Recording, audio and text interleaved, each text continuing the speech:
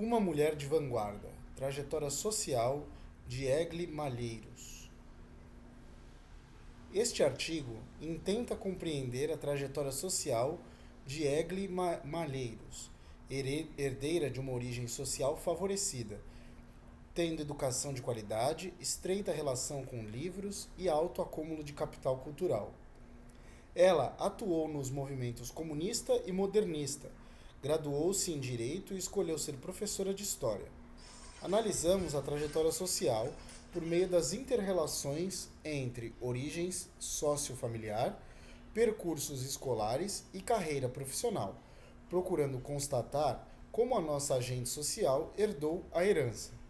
Para tanto, usamos os conceitos de capital cultural, hábitos, capital social e campo elaborados por Pierre Bourdieu e ressignificados por Bernard Lahire. Dessa forma, intentamos constatar que, na sua época, Egle Malheiros foi uma mulher de vanguarda. Introdução. Egle Malheiros nasceu no final da década de 1920 e, por isso, viveu parte de sua infância e adolescência durante o Estado Novo, cuja ideologia traçava para a mulher um papel bastante específico, qual seja o de coadjuvante da sociedade brasileira. Com raríssimas exceções, nesse período histórico, esperava-se que a mulher ainda preservasse atributos de pureza, doçura, moralidade cristã, maternidade, generosidade, espiritualidade e patriotismo, reforçando-se no campo feminino o ideal da mulher do lar, dona de casa, esteio da família e da nação. Mulheres deveriam se voltar aos problemas domésticos, mantendo-se alienadas dos problemas políticos, econômicos e sociais, exercendo a função de esposa, mãe, educadora. Esse projeto de mulher foi aperfeiçoado por uma intensa campanha do Ministério da Educação e Saúde, órgão para o qual a figura feminina representava um dos principais aliados no seu ideal de educação. Essa visão da mulher pode ser constatada na conferência proferida pelo então ministro da Educação, Gustavo Capanema, por ocasião do centenário do Colégio Dom Pedro II, em 2 de dezembro de 1937, que afirmou: os poderes públicos devem ter em mira que a educação, tendo por finalidade preparar o indivíduo para a vida moral, política e econômica da nação, precisa considerar diversamente o homem e a mulher. Cumpre reconhecer que no mundo moderno, um e outro são chamados à mesma quantidade de esforço pela obra comum, pois a mulher mostrou-se capaz de tarefas as mais difíceis e penosas outrora retiradas de sua participação. A educação a ser dada aos dois há, porém, de diferir na medida em que diferem os destinos que a providência lhes deu. Assim, se o homem deve ser preparado com têmpera de teor militar para os negócios e as lutas, a educação feminina terá outra finalidade, que é o preparo para a vida do lar. A família, constituída pelo casamento indissolúvel, é a base de nossa organização social e, por isso, colocada sob a proteção especial do Estado. Ora, é a mulher que funda e conserva a família, como é também em suas mãos que a família se destrói. Ao Estado, pois, compete na educação que lhes ministra prepará-la conscientemente para essa grave missão.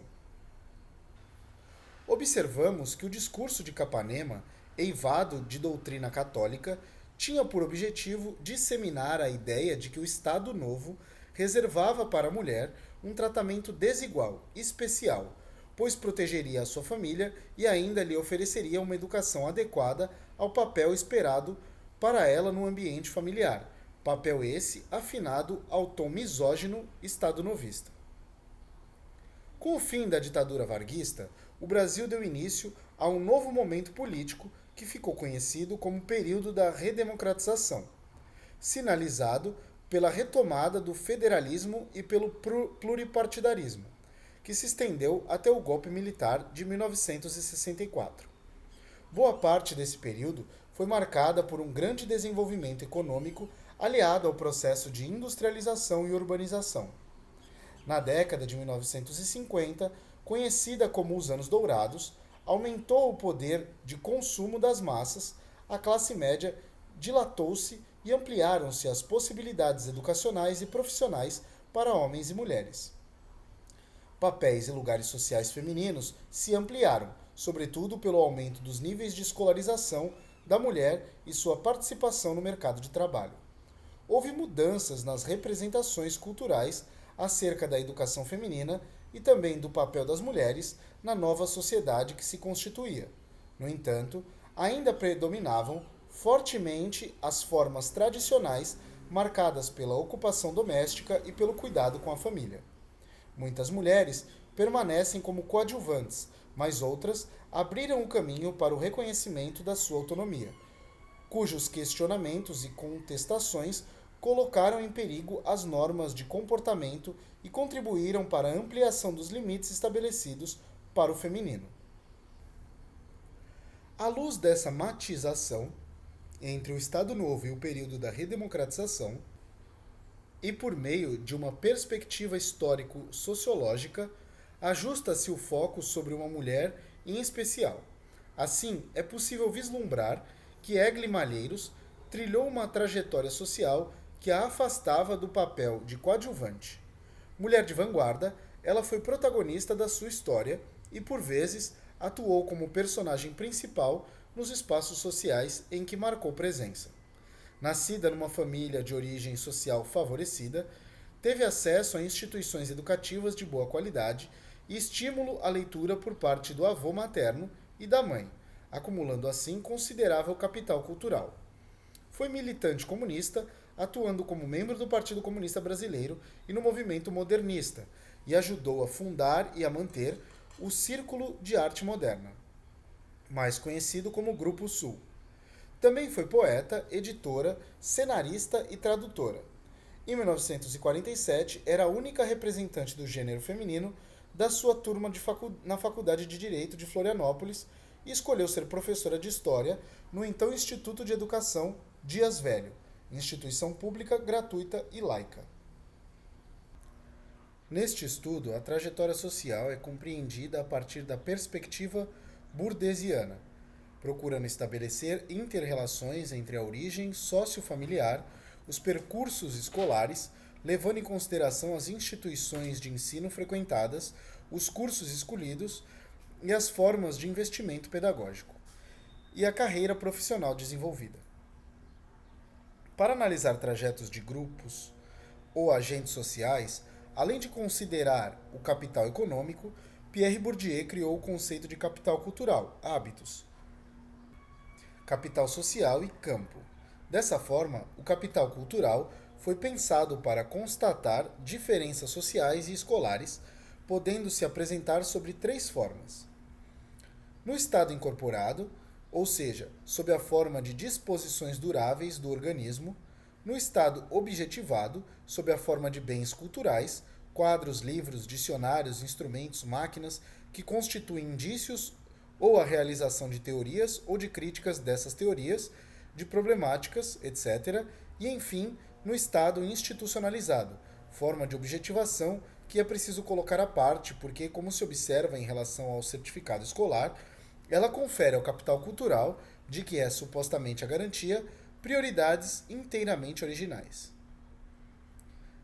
Na forma incorporada, o sociólogo francês esclarece que o capital cultural é um ter que se tornou ser, uma propriedade que se fez corpo e se tornou parte integrante da pessoa, um hábitos. Essa disposição estranhada no corpo é definida por Teve como a maneira como as pessoas veem o mundo e agem nele, a qual advém de estilos de raciocínio historicamente formados, de esquemas de percepção incorporados.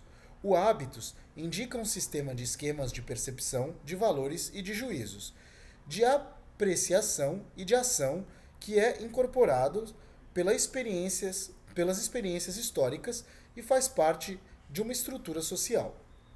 Nesse sentido, para compreender o hábitos, no indivíduo socialmente construído, é necessário verificar inicialmente a constituição da sua família, seus pares, os percursos escolares, as convivências e associações, bem como suas expectativas e escolhas profissionais e sociais.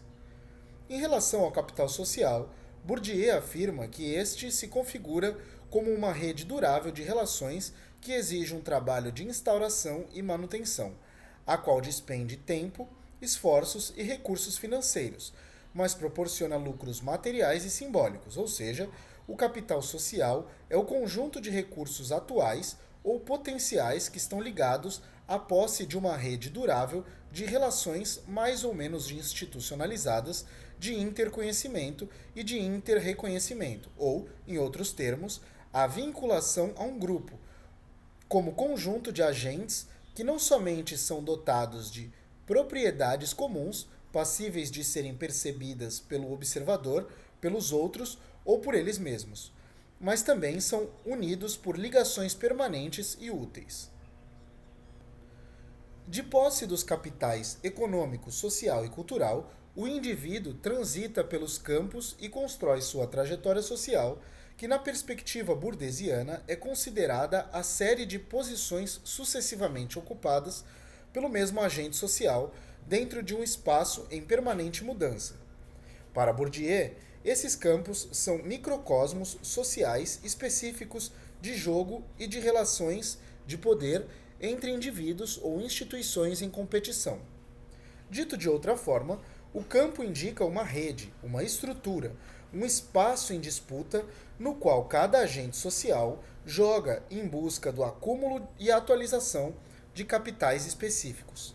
A posição no campo depende diretamente da quantidade e da qualidade dos capitais acumulados pelo agente social, sendo que essa posição condiciona as suas ações. A trajetória social da professora Egli Malheiros é focalizada especialmente a partir de seu próprio discurso, apreendido através de entrevistas concedidas por ela. Pretende-se reconstituir, por meio de indícios, o trajeto social dessa mulher singular, os lugares sociais por ela ocupados e os capitais necessários para essa tomada de posição, ou seja, pensar de modo sócio-histórico um caso particular, em sua origem de complexidade específica. Assim, este estudo prioriza a história oral como um recurso metodológico de investigação por meio de entrevistas semi-estruturadas. Vale ressaltar a importância de considerar que a história oral opera por descontinuidades, pois o indivíduo seleciona os acontecimentos e os contextos para explicar o que se passou. Esse recurso metodológico privilegia o lado subjetivo do ser humano, o qual se revela no desejo de contar sobre a sua vida, relembrar o passado, como se, nesse procedimento, o tempo passado pudesse estar presente, como explica Verena. Exatamente como nos filmes, a entrevista revela pedaços do passado, entrelaçados em um determinado sentido no momento em que são contados e em que se pergunta a respeito deles. Através desses fragmentos, tem-se a sensação de que o passado está presente. Lahiri afirma que o entrevistado corre o risco de subestimar ou de não mencionar as práticas que percebe como menos legítimas e de superestimar as práticas que considera mais legítimas. Portanto, suas falas devem ser percebidas como discursos não transparentes, as quais devem ser decodificadas como resultado de um processo de construção, como indícios que, quando confrontados, tornam possível a reconstrução de uma dada realidade social.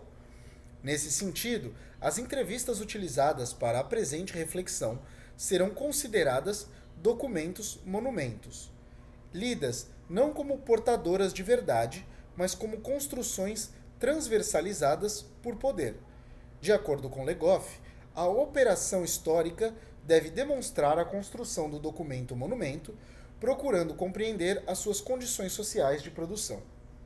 Assim, com o intuito de compreender a trajetória social da protagonista deste estudo, este texto está estruturado em 3 seções. A primeira versa sobre a origem sociofamiliar de Egle Malheiros, considerando-se tanto os indicadores econômicos quanto as condições culturais, profissionais e sociais. Em seguida, intentamos conhecer os percursos escolares vivenciados por ela, destacando as formas de investimentos educacionais. Finalmente, voltamos a atenção para suas escolhas profissionais e inserções sociais. Atmosfera sociofamiliar. Egle da Costa Ávila Malheiros nasceu em Tubarão, estado de Santa Catarina, em 1928, em uma família de classe média alta. O avô paterno, Antônio Leandro Mendes Malheiros, nascido no estado do Mato Grosso, era oficial do Exército. O avô materno, João Otávio da Costa Ávila, nascido em Lages, Santa Catarina, era comerciante, enquanto os avós trabalhavam como donas de casa. A avó materna, Maria Alta Ciberte da Costa Ávila, era de Lages, e a paterna, Elvira Cunha Malheiros, de Portugal. De acordo com Egle Malheiros, o meu avô paterno era oficial do Exército, tinha feito a escola militar e seguiu carreira no Exército. A minha avó era dona de casa, era alfabetizada, lia, escrevia, mas não tinha curso regular nenhum. O meu avô materno tinha recebido uma educação primária com esses professores de escolinhas do interior de Lages. E ele brincava que o professor perguntava: quanto é 8 vezes 7? A turma respondia a ele e dizia: eu vou ver na tabuada. Se não tiver certo, vocês ficam de castigos. Mas o meu avô era autodidata, lia muito, gostava de conversar. Ele era comerciante de tecidos, então quando ia ao Rio fazer compras, assistia às conferências, aos concertos, etc. E a minha avó materna, que morreu muito cedo, com 30 e poucos anos, tinha sido alfabetizada em casa e não tinha curso regular, como era comum com as mulheres.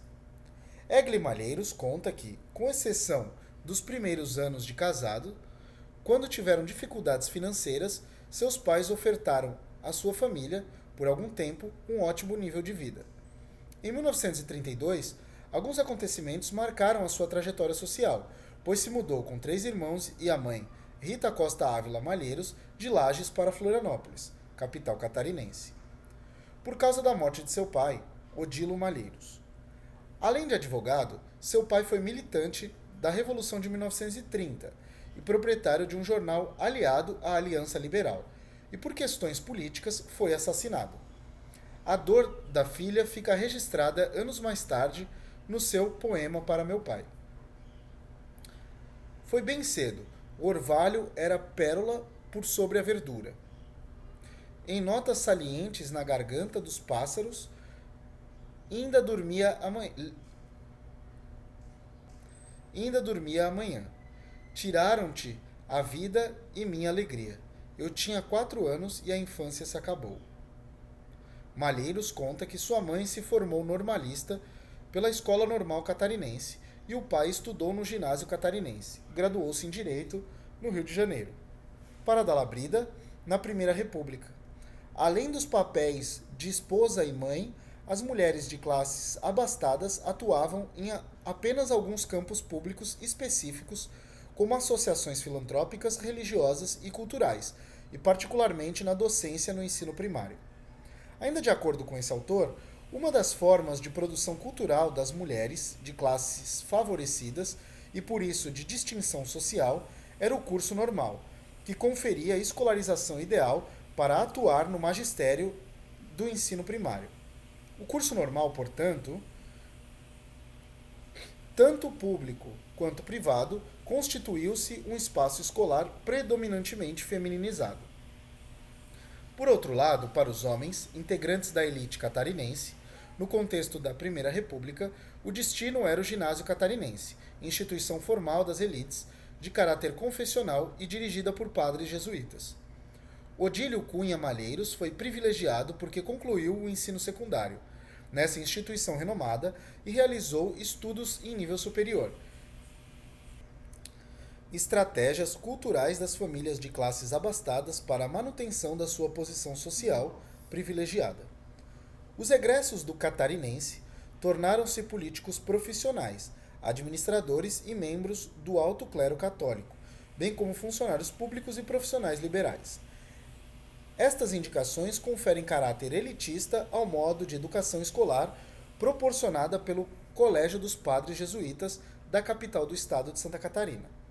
A cultura escolar do referido educandário tinha por objetivo o cultivo de capital cultural refinado, o qual deveria contribuir para a constituição de um hábitus masculino, específico para a formação de quadros dirigentes.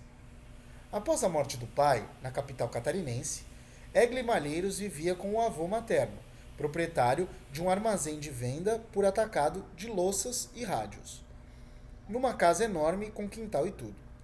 Em seu poema Descobrimentos, ela conta sobre sua chegada à chácara da rua Esteves Júnior, o abraço acolhedor do avô, o carinho solícito das tias. O mundo agora era diferente, uma casa grande como a que deixávamos, contudo estranha, sem as minhas coisas que viriam no caminhão.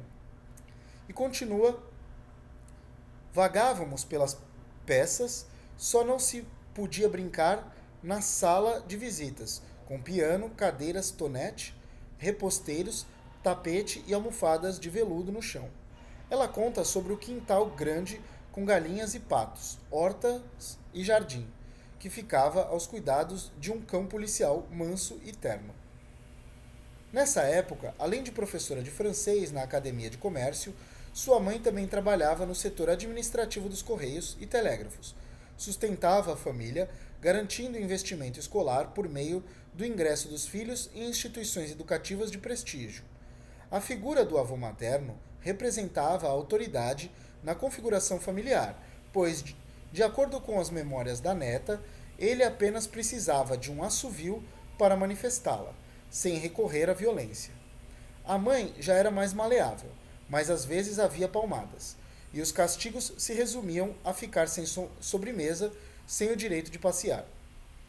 Lahiri afirma que as crianças que vivem em um universo familiar ordenado, material e temporalmente adquirem métodos de organização, estruturas cognitivas ordenadas e predispostas a funcionar como estruturas de ordenação do mundo.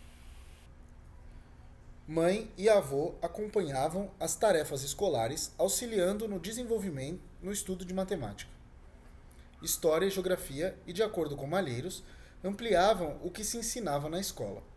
Ela afirma que sempre viveu rodeada por livros e que o hábito de leitura era estimulado tanto pelo seu avô materno, com quem morava sua família, quanto pela sua mãe, que lia muito desde garota, e gostava de ler e lia para a gente. Além da leitura, discutia-se a respeito dos significados das mensagens e dos conteúdos lidos. A familiaridade com a leitura e as discussões sobre os textos lidos em casa desempenham um importante papel do ponto de vista do sentido que a criança dará ao texto no universo escolar, pois, segundo Lahiri, quando a criança conhece, ainda que oralmente, histórias escritas lidas por seus pais, ela capitaliza na relação afetiva com seus pais estruturas textuais que poderá reinvestir em suas leituras ou nos atos de produção escrita. Além do uso de livros, a cultura familiar era marcada pelo hábito de escrever cartas e bilhetes, que eram importantes meios de comunicação, pois lembravam as tarefas de cada um. Para Lahiri, um capital cultural objetivado não tem meio imediato e mágico para a criança se interações afetivas que ele não a mobilizarem. Para Lahiri, um capital cultural objetivado não tem efeito imediato e mágico para a criança se interações efetivas com ele não a mobilizarem. No caso estudado, constatamos que a herança cultural encontrou as condições necessárias e adequadas para que a herdeira a herdasse. A menina, Egli, esteve cercada e envolvida por objetos culturais e conviveu com pessoas com determinadas disposições culturais e, além disso, foram construídas as competências e os dispositivos familiares que possibilitaram a transmissão regular contínua e sistemática dos conhecimentos e das disposições que seriam mais tarde rentáveis no ambiente escolar. Percursos escolares. Meu avô sempre dizia que era uma riqueza que ninguém podia tirar: a instrução. A primeira experiência escolar de Egle Malheiros ocorreu no jardim de infância da Escola Alemã de Florianópolis, que frequentou por aproximadamente 6 meses. Em seguida, foi matriculada na primeira série do ensino primário dessa escola de imigrantes para que aprendesse o idioma alemão e, segundo se dizia em casa, brincando para evitar que, quando estivesse no meio do pessoal alemão ou descendentes de alemão, a gente não ficasse de lado e entendesse do que se tratava. A escola alemã, parte integrante da Igreja Luterana de Florianópolis, era conhecida pela qualidade de ensino associada à disciplina rigorosa. Deve-se considerar que, nessa época, a grande maioria da elite industrial de Santa Catarina era formada por imigrantes alemães, que, em Florianópolis, era representada pelo complexo Karl Hopker, formado por indústrias e casas comerciais. Alfabetizada em 2 idiomas, desde cedo participava de ambientes politizados e, nas atividades escolares, proferia discursos de forma que sempre teve participação em movimentos revolucionários e nítidas tendências esquerdistas.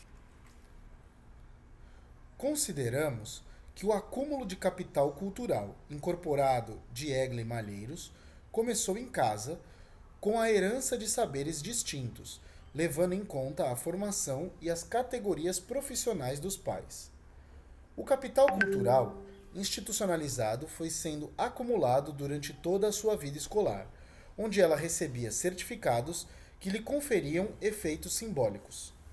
Além disso, sua inserção em ambientes sociais diferenciados, próprios dos pretendentes, no sentido burdesiano, viria oportunizar acúmulo de capital social entre esquerdistas e modernistas. Segundo Egle Malheiros, na sua família o estudo era fortemente incentivado, ainda que com certa dificuldade devido ao preço das mensalidades das instituições privadas. Em virtude da situação de dinheiro contado, já mencionada, com 11 anos de idade, após concluir o ensino primário, ela ingressou no Colégio Coração de Jesus, tradicional estabelecimento de ensino católico de Florianópolis, direcionado para alunas das elites. Sobre o seu ingresso nessa escola, Egle recorda: éramos nós três no colégio das irmãs e o meu irmão, o mais moço de todos. No ginásio catarinense, no colégio das irmãs, quando mais de uma criança de uma família que se inscrevia, tinha abatimentos. Nesse educandário, dirigido por freiras de adolescência germânica, Nesse educandário, dirigido por freiras de ascendência germânica, precisou assumir uma postura de obediência e aceitação. Entretanto, seu hábito de leitura a levou a questionamentos de várias ordens, inclusive religiosas. Egle diz que devorou a biblioteca da escola e começou a trocar livros com um vizinho que estudava no colégio catarinense. Lia, inclusive, histórias em quadrinhos, um pecado para a época. Mesmo que em casa não fosse estimulada a esse tipo de leitura, com exceção de O Tico Tico, considerada uma boa produção, a revista em quadrinhos não era bem-vinda, principalmente por se considerar que esse tipo de literatura impedia o entendimento de um texto bem escrito, como se incapacitasse o leitor de imaginar aquilo que o escritor descrevia, já que o cenário e as expressões dos personagens estavam dados. De acordo com Malheiros, lá em casa era considerado uma péssima literatura, porque tirava a elegância da frase, a coerência e não sei mais o que. Não entrava revista em quadrinhos. Havia uns primos em segundo grau que eram muito amigos nossos e compravam todas as revistas em quadrinhos que existiam. Então, pelo menos uma vez por semana, eu ia lá visitá-los e pegava aquele monte de revistas em quadrinhos. Me punha lá num canto e lia. No seu percurso ginasial, Egli escrevia discursos que abordavam temas como democracia e eleições, e, de acordo com Zimmermann, teve censurado um discurso sobre Getúlio Vargas. Alguns de seus textos escritos nessa época foram publicados anos depois na revista Sul. Sobre as experiências de censura na escola, ela lembra que em casa, a gente lia o Monteiro Lobato, que era um perigo terrível para a formação da juventude. E às vezes eu falava qualquer coisa que tinha lido. E a professora do pré-ginasial, que era um amor de pessoa, dona Hieronildes, ela disse assim: Egli, vem cá, por favor, não fale essas coisas. Não fale porque a diretora não gosta. Não fale. Então, já me pedia discrição. Egli Malheiros poderia, amparada pela lei, ter estudado no ginásio catarinense, estabelecimento de ensino secundário onde estudara o seu pai. Mas foram estas as palavras do diretor dessa escola: a senhora vai passar muito trabalho aqui, como sinal de rigor e exigência do colégio.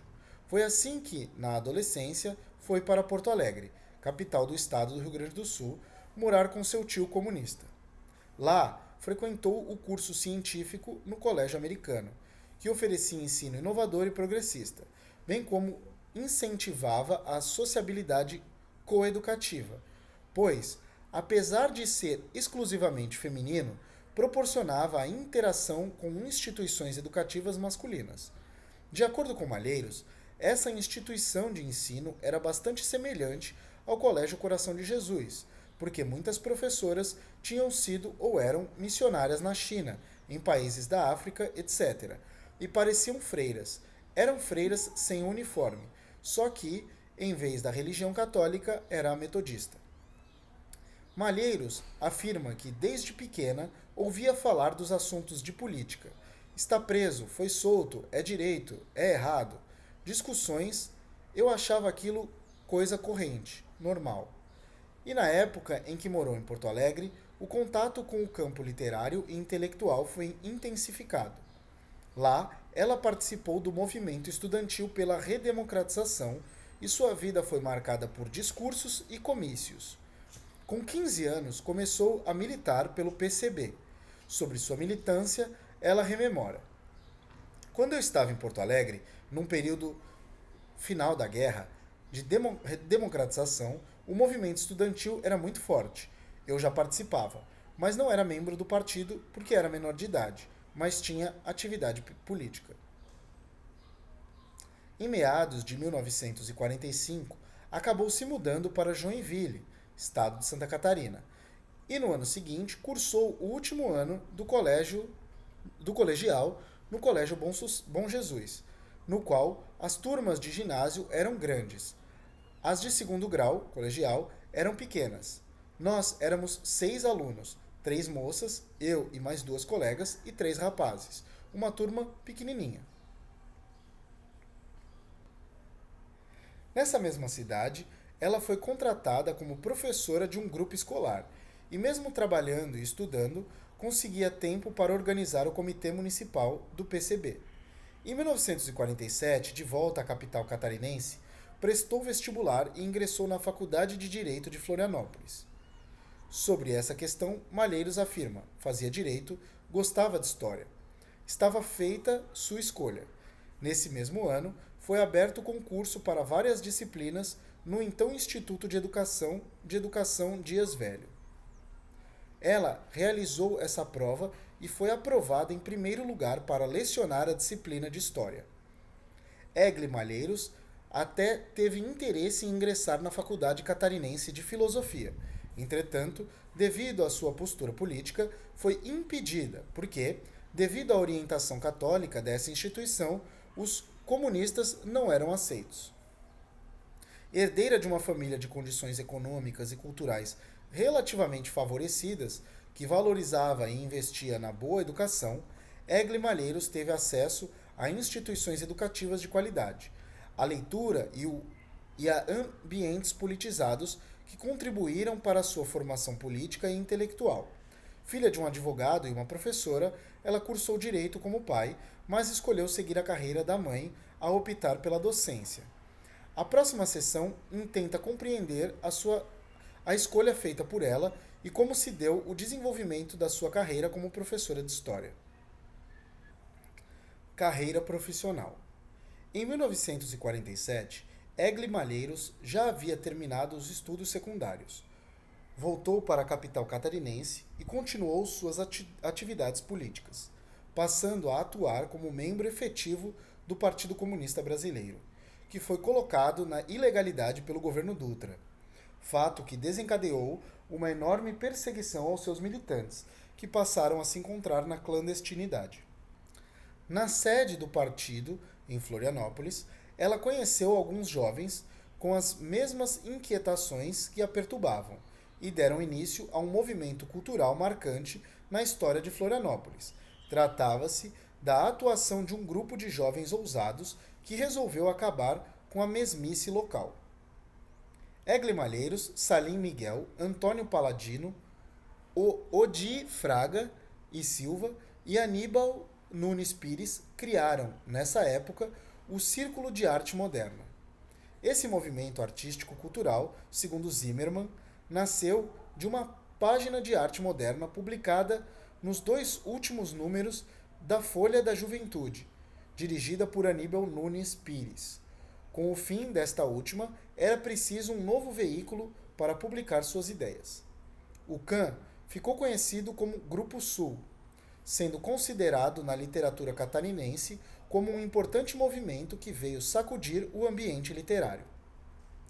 Influenciado pelo movimento modernista brasileiro, o Grupo Sul não possuía interesses apenas literários, mas objetivava efetivamente a divulgação da arte moderna em suas diversas formas, literatura, teatro, música, cinema, artes plásticas, etc. E, portanto, buscava a liberdade e criatividade, o combate ao academicismo e ao rigor formal. Além disso, teve como principal veículo de comunicação a Revista Sul.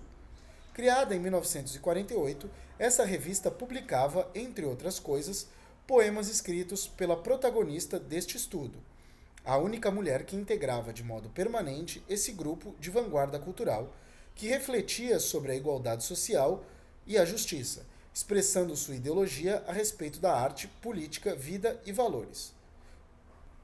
Segundo Junks, a maior parte de sua poesia poderia ser caracterizada como lirismo social.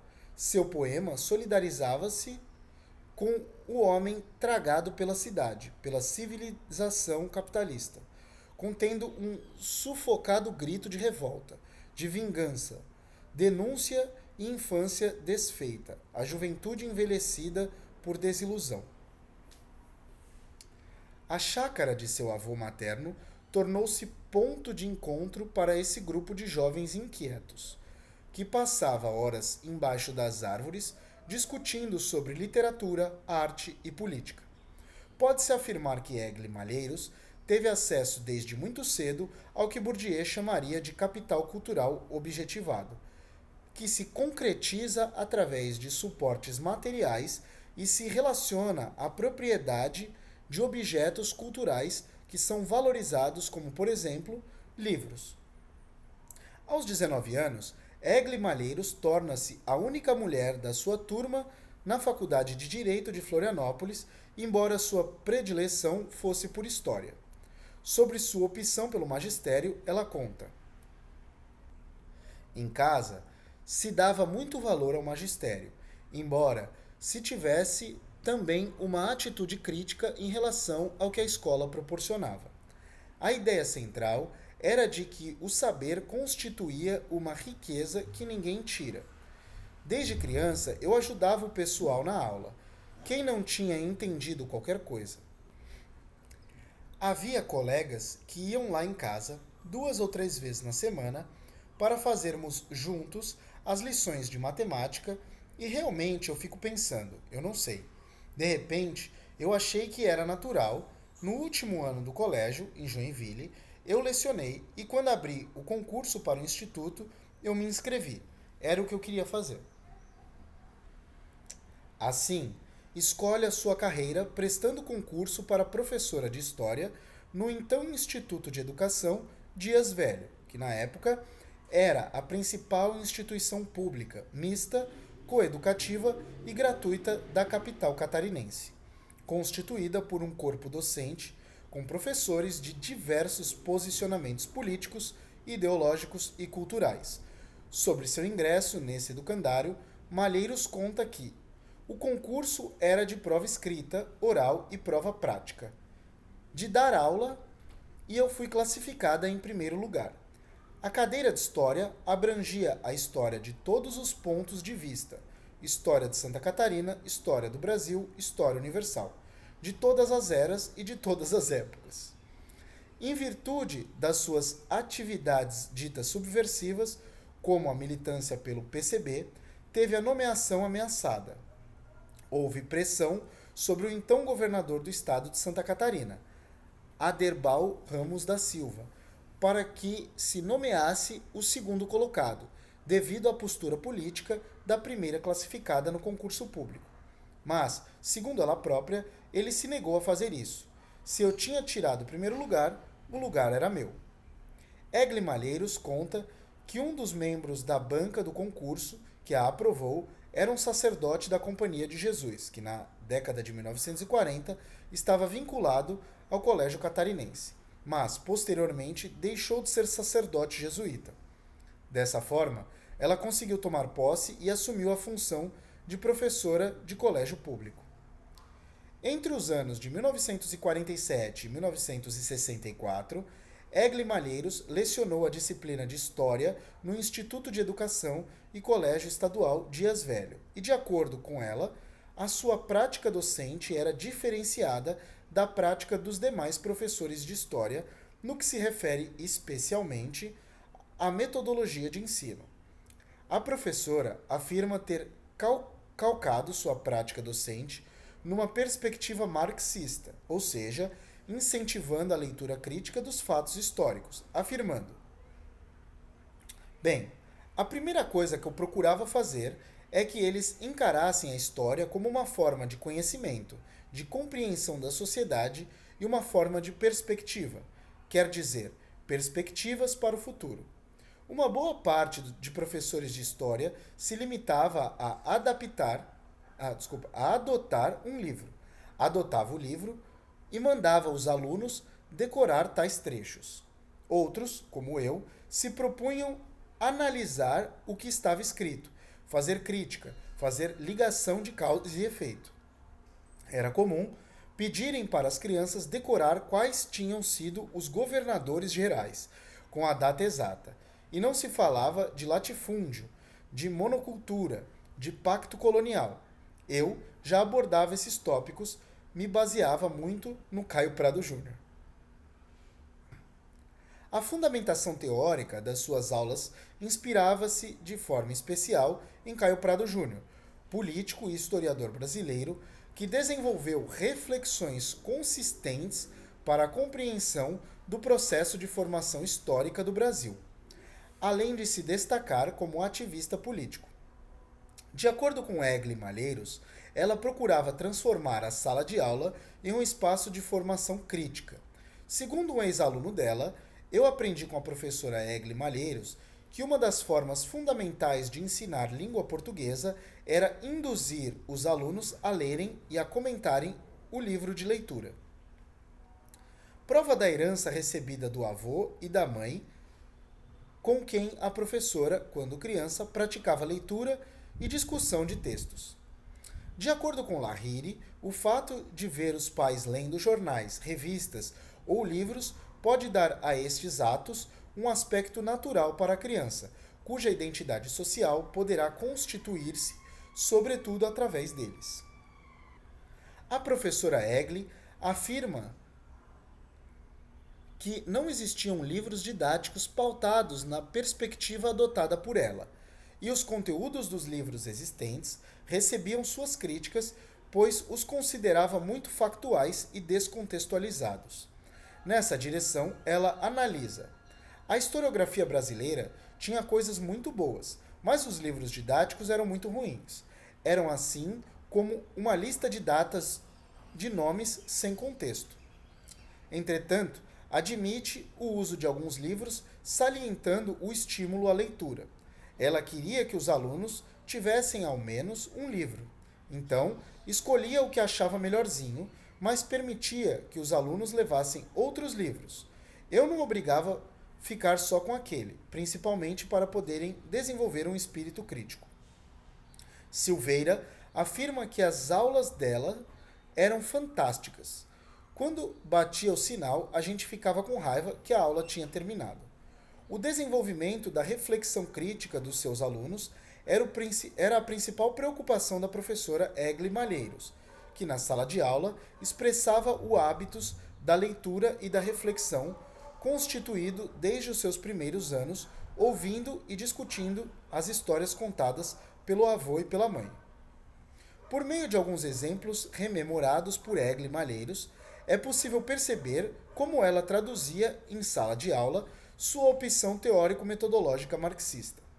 Ao ensinar história do Brasil, ela questionava conteúdos apresentados nos livros didáticos oficiais e inclusive acrescentava reflexões que não faziam parte do currículo prescrito. Para ensinar sobre a formação econômica do Brasil, a professora incluía em suas aulas conceitos como o de pacto colonial, por exemplo. Ela procurava fazer com que os alunos refletissem sobre a história de uma forma crítica, atentando para a condição de submissão que a colônia brasileira vivia em relação à sua metrópole. Tomava-se também como exemplo a atuação de Calabar na época da invasão holandesa em Pernambuco. Nos anos 40 e 50 do século XX, Calabar era considerado pela historiografia brasileira como um traidor da pátria. Egli Malheiros colocava em dúvida essa traição, criando condições para a reflexão acerca do embate entre duas metrópoles, Portugal e Holanda, que tinham interesse comum em explorar a colônia brasileira. Sobre tal conteúdo, ela rememora: por exemplo, nós estudávamos a invasão holandesa em Pernambuco. Eu perguntei a eles se Calabar agisse hoje, seria considerado da mesma maneira, porque no caso tínhamos duas potências colonizadoras. Por causa disso, eu tive um processo dentro da Secretaria de Educação, porque, segundo a denúncia, eu tinha exaltado um traidor. Eu queria que os alunos pensassem o Brasil independente era uma coisa, o Brasil colônia outra. A professora afirma que sua prática docente não era aceita por todos e, por isso, sofreu alguns processos administrativos por parte da Secretaria de Educação do Estado de Santa Catarina. A perseguição teve seu auge em abril de 1964, quando foi presa pelo regime militar. Foi mantida presa no Hospital Militar de Florianópolis por cerca de 10 dias e por quase 50 dias em cárcere domiciliar. Só voltou a lecionar história no já Instituto de Educação com a anistia política em 1979, mas logo se aposentou. Casada com Salim Miguel desde 1952, mãe de 5 filhos, empenhou seus esforços na carreira docente, lutando pela melhoria da qualidade da escola pública. Poliglota, dedicou-se no período em que ficou afastada da escola à tradução de textos em inglês, francês, alemão, espanhol e italiano. No Rio de Janeiro, cidade para onde se mudou, participou, ao lado do marido, da equipe de redação da revista Ficção. Foi diretora-secretária da Fundação Nacional do Livro Infanto-Juvenil, tornou-se mestre em comunicação pela Universidade Federal do Rio de Janeiro e foi vencedora do Prêmio Personalidade Cultural de 1994 pela União Brasileira de Escritores. O companheiro de Egli Malheiros, na vida e na arte, nasceu no Líbano, em 1924, e chegou ao Brasil ainda criança. Durante a adolescência, morou no município catarinense de Biguaçu e mudou-se para Florianópolis no ano de 1943. Pouco tempo depois, integraria ao lado da futura esposa o Grupo Sul. Durante sua trajetória profissional, Salim Miguel atuou como jornalista, escritor, argumentista e roteirista de cinema. Foi sócio de uma gráfica e sócio proprietário de uma livraria. Em 1964, ano em que foi preso pelo regime militar, trabalhava como chefe do escritório da Agência Nacional e na assessoria de imprensa do governo de Celso Ramos em Santa Catarina. Depois de solto, mudou-se com a família para o Rio de Janeiro. Lá trabalhou na Agência Nacional e na Bloch Editoras, além de colaborar com resenhas e críticas para o Jornal do Brasil. Em 1976, com alguns amigos e sua esposa, editou a revista Ficção, que durou até 1979. Nesse mesmo ano, voltou para Florianópolis e também a dirigir a sucursal da Agência Nacional na capital catarinense. Pouco tempo depois, foi colocado à disposição da Secretaria de Imprensa do Governo do Estado, participando de projetos culturais como o Concurso Nacional de Poesia Cruz e Souza. Em 1982, trabalhou na Assessoria de Comunicação Social na UFSC e em seguida passou a dirigir a editora da mesma universidade, de 1983 a 1991. Nesse último ano, aposentou-se e assumiu a superintendência da Fundação Franklin Cascais, órgão de cultura da Prefeitura Municipal de Florianópolis. Egli Malheiros escreveu sobre igualdade e liberdade, e sua prática docente ocupou-se do desenvolvimento da capacidade crítica. Considera-se que seu contato precoce com a literatura e com a política foi condicionante na sua trajetória socioprofissional. O viés esquerdista e a integração aos movimentos comunista e modernista revelam seu desejo utópico de mudar o mundo através da prática. A docência é vista, portanto, como um campo de intervenção política. Assim, sobre sua carreira de professora de história, ela afirma: "Quando eu olho para trás, acho que não podia ter sido diferente. Eu não seria eu se não tivesse sido professora e lidado com todas essas pessoas, e recebo até hoje um pagamento pelo que fiz. É quando na rua me param uma senhora ou um senhor e diz: 'Olha, eu já fui seu aluno ou sua aluna e não me esqueço das suas aulas.' Então, isso aí compensa tudo." Considerações finais. Nesse trabalho, as lentes de investigação foram colocadas sobre a trajetória social de Egli Malheiros, catarinense, herdeira de uma família relativamente favorecida no que diz respeito ao capital econômico e cultural, que estudou em instituições educativas de qualidade, foi modernista e militante comunista, bacharel em Direito e escolheu ser professora de História. A concepção de trajetória social foi compreendida a partir da origem sociofamiliar, atentando para a constituição do hábitos primário, dos percursos escolares, levando em conta as formas de investimento pedagógico e a opção das instituições educativas e da carreira profissional, verificando as escolhas feitas no campo profissional pela protagonista deste estudo, lidas a partir das lentes sociológicas de Bourdieu e Lahire. Essas dimensões da trajetória social de Egli Malheiros estão interrelacionadas, de modo que o hábitos plasmado na infância condicionou fortemente a inserção da nossa agente social nos campos escolar, político, cultural e profissional. O hábito da leitura de livros, combinado com a reflexão sobre eles, constituiu-se em uma prática habitual no meio familiar, e o estímulo da mãe e do avô para estudar concorreu para o ingresso em escolas de excelência de ensino primário e secundário. Tais fatores concorreram para o êxito escolar. No entanto, especialmente nos colégios confessionais, Egli Malheiros comportou-se como uma leitora voraz, que ia muito além das atividades exigidas pelos professores nos manuais escolares, lendo inclusive revistas em quadrinhos que eram desaconselhadas nas instituições educacionais e nas famílias nos anos 40 e 50 do século XX. De outra parte, as suas intervenções verbais na sala de aula e os seus discursos em sessões festivas foram, em boa medida, o desdobramento da atmosfera intelectualizada e politizada do meio familiar. Assim, não por acaso, a sua adolescência e a sua juventude foram marcadas pela militância pelo PCB e pela sua inserção no círculo de arte moderna. Posições pretendentes, respectivamente, nos campos político e artístico-cultural, que contribuíram para burilar os seus capitais cultural e social. Nessa direção, o seu ingresso na Faculdade de Direito de Florianópolis indica que Egli herdou a herança familiar.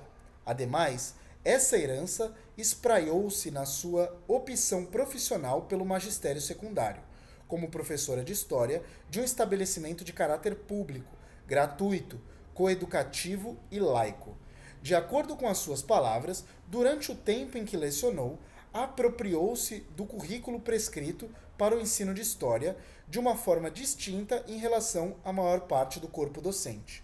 O capital cultural acumulado e o hábitos constituído ao longo de seu percurso escolar e trabalho como militante comunista fizeram a professora escolher a perspectiva marxista de Caio Prado Júnior como aporte teórico-metodológico de suas aulas, o que representa mais uma marca distintiva na trajetória dessa profissional ímpar. A professora Egli lecionou no Instituto de Educação e Colégio Estadual Dias Velho, atual Instituto Educacional de Educação. Instituto Estadual de Educação, por 17 anos, até ser afastada da sala de aula e presa, no início do regime militar, porque foi acusada de práticas subversivas. Este estudo, de cunho sócio-histórico, procurou compreender a maneira singular como Egli Malheiros situou-se nos diversos campos do espaço social e as formas pelas quais ela expressou e reverberou as disposições constituídas na atmosfera sociofamiliar.